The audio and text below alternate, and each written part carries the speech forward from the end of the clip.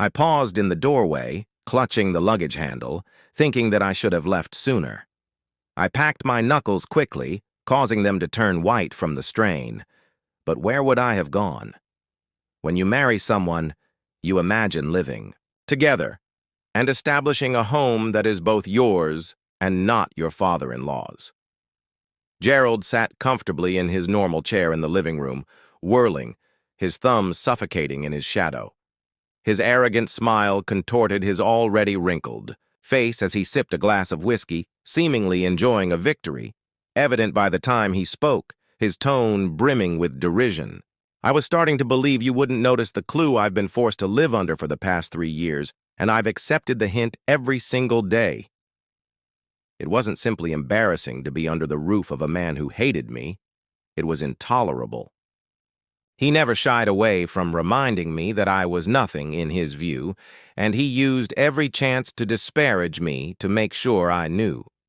He would smirk and know I didn't belong with a man who can't even support his wife. She would watch as her father chastised me, always mute and pitiful. If I had expected her to stand up for me in order to halt her father's brutality, I had been stupid. She loved me, or so she said, but love was only a word without deeds. My mother-in-law, Margaret, continued to be quiet and passive as always. Having lived under Gerald's control for so long, she had lost her own voice. The woman never participated in the insults, but she didn't stop them either, and now that Gerald had finally left my house, they had spat out. You were a leech parasite freeloader who had enough leaked off me earlier that evening. I could have fought back or flung those words, which had become a part of my everyday life like my name. I could have listed all of my accomplishments in front of him, but why should he care? He had already decided that I was a disgrace to him. To him, Sophia, the lady I had pledged to honor, and his daughter were unworthy. To construct a life while simply standing there and biting her lip, her hands clasped in front of her, but without saying anything, I let out a slow breath and raised my eyes to meet Gerald's. I spoke in a cool, emotionless tone, but don't assume for a moment that you've won. He said with a mean, contemptuous laugh, "Oh, I've won. You're leaving." I turned to Sophia with nothing, foolishly assuming that she would say something, that she would tell me that this place had never felt like home to her and that she wanted to go with me. But she didn't. Instead, she simply averted her gaze from mine while I nodded and gripped my bag tightly. I received a message about my bag being tight, so I stepped out onto the driveway. I had no plans, nowhere to stay, and the night air felt cold against my skin. I had no idea what the day would bring, but for the first time in years, I felt a sudden sense of relief. I was free. 3 months later, Gerald believed he had won, but as I was heading to my car, I heard the front door slam behind me. I would be the one giggling because I once thought marriage was about 2 individuals standing together in cooperation. I believed that love was sufficient, despite whatever the world hurled at them. But in retrospect, I saw that love was never enough. The day of our wedding should have been the happiest day of my life. But it wasn't in my marriage to Sophia. Observing her as she approached me while wearing a white dress, dazzling at the altar, eyes full of promise, I trusted the promises we made at that precise moment. Better or worse, I didn't realize how much worse it was going to get. She moaned as she rested her head on my shoulder while we sipped champagne in our honeymoon suite that evening, and said in a gentle, almost hesitant voice, "There's something I need to tell you." I turned to smile at her, utterly unaware of the gravity of what she was going to say, why she paused for so long before finally adding, "I don't want children and I've never had any." At first I thought she was kidding, so I chuckled and replied, "It's okay, we can wait a few years before rushing into anything." She shook her head, saying, "Never." I glanced at her, waiting for her to clarify or say anything else, but the words hit me like a kick to the belly. She simply stared at me, waiting for me to comprehend what she was saying, even though there was some type of misunderstanding. I had always envisioned becoming a father, A home full of tiny hands reaching, tiny feet dashing across the floor, bedtime stories and laughing. Family meant the world to me, and now I was being informed that fantasy would never materialize. "Why didn't you tell me this before?" I asked, my voice coming out with forced incredulity in every word. She moaned and turned her head away, fearing that if you knew I wanted to marry you, you wouldn't have been upset. But I was too shocked to respond. She was correct. If I had known, I wouldn't have married her, but now it was too late.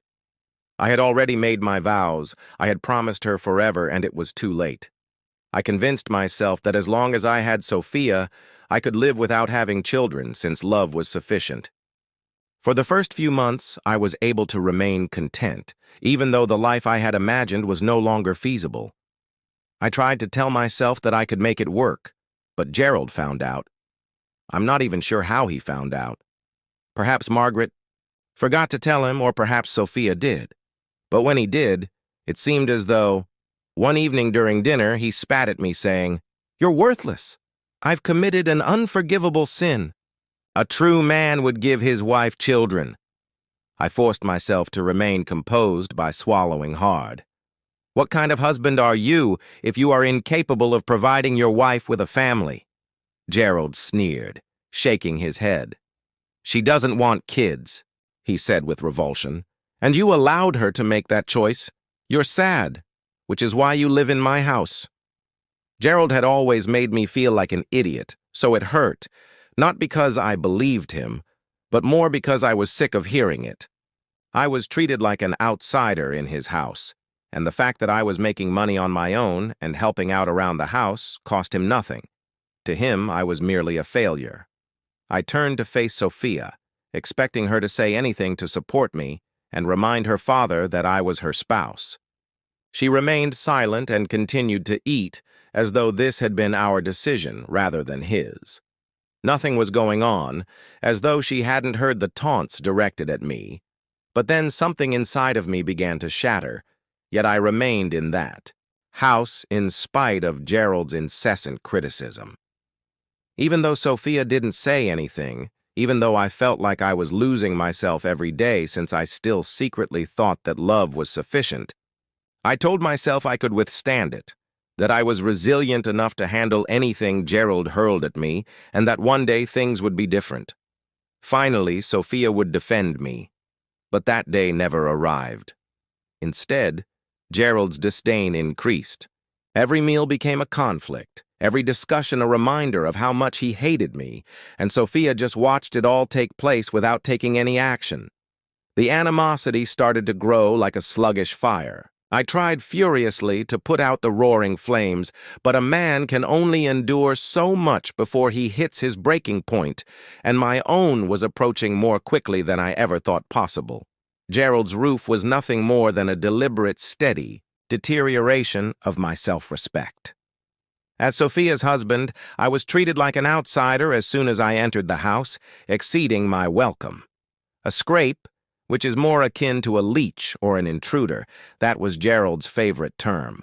And at first, I assumed his contempt would eventually go away after he realized how much I loved his daughter, but he changed not one bit.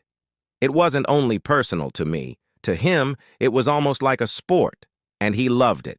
The house itself was enormous, 2 stories high with polished marble floors and towering ceilings that shone beneath the chandeliers. The pricey furniture made me hesitant to breathe close to it, but in spite of its grandeur, every meal seemed like I was eating in a stranger's house, where I was not permitted. Thus, it never felt like home to me. To join them at the dinner table, a privilege that Gerald frequently reminded me was only for family, but instead I sat at the little rickety table by the window in the kitchen by myself, as though I were some lower house servant. I had to wait for whatever was left of the sumptuous dinners that the house chef had prepared. I learned to keep food concealed in my room as a precaution, but Gerald's humiliation didn't end there. He made me his personal errand boy. "I need a new case of whiskey," he'd say. "So go to the store to get my dry cleaning." "Why are you standing around doing nothing?" he'd shout. "The garden needs to be trimmed." I didn't do it because I was weak, but because I believed that if I swallowed my pride long enough, Sophia may intervene and observe how much I was enduring. She never understood how much I was giving up. Did she see from the other side of the room while her father yelled commands at me and threw money at me like I was a hired man? She remained silent. Perhaps she was scared of him.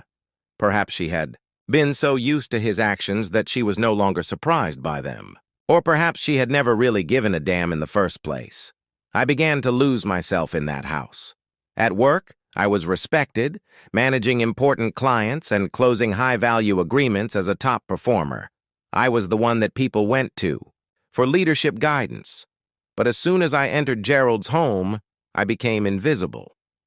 I was nothing. Only Michael, a co-worker with whom I had become close, saw through it all. Michael was the complete antithesis of me. Over the years, he was a fearless, outspoken man who never backed down from conflict. He rose through the ranks by pure willpower. One evening, he told me that he was too darn patient to put up with anyone treating him like he wasn't worth it. "I don't understand why you put up with that man," I said as we sipped whiskey at a bar after work. I let out a breath and rubbed my temple. He retorted, "It's complicated, but it's not. He treats you like garbage." I wanted to disagree, but what could I say? He was correct. "Don't take that personally. I love Sophia, but it wasn't easy to walk away, even though I didn't have to," Michael sneered. "It's not like we can afford our own place right now. I don't know why you're still there, man. Is it just Sophia?" That's the thing. You can earn a nice living. I was hesitant to say yes at first, but I felt in my heart that it wasn't only about me. It was about my pride, and the part of me that still held on to her. Michael believed that things would improve if I persisted a little while longer and demonstrated my value. He conveyed his serious look. "Listen, I know it's difficult, but one day you're going to reflect and see that every day you lived under that man's roof was a waste. You are worthy of better." I nodded but remained silent because, despite my strong desire to think I deserved better, I wasn't certain I had. I came home late that night, not having the strength to leave quite yet. As soon as I entered, I heard Gerald laughing in the living room, followed by Sophia's quieter laugh. For a few moments, I simply watched them from the hallway and knew one thing. I wasn't sure how much longer I could hold on to what we once had.